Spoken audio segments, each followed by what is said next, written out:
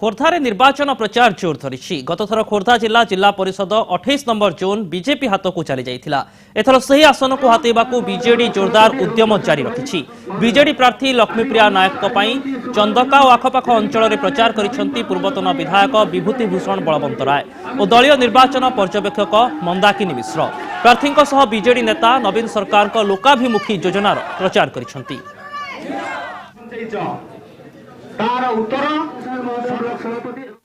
संपूर्ण मिथ्या कथा जे बीजेपी गढ़ पूर्व थरक थिले एठी प्रति थर परिवर्तन हुए गोटे थर बीजेडी आसले गोटे थर बीजेपी आसे से बीजेपी गढ़ बोली कहवा भूल कथा। आ द्वितीय कथा होची जे हमर एथर दृढ़ विश्वास अछि जे आमे गढ़ ऊपर राज करू। खोर्धा जिला परिषदर 30 टी जाक जोन संपूर्ण भाव रे बीजेडी रो अख्तियार रहइबो एवं जो विरोधी दल एठी बहुत थर जिला परिषद केवल बसी तार चिन्ह वर्ण ये निश्चित भाव सत्य।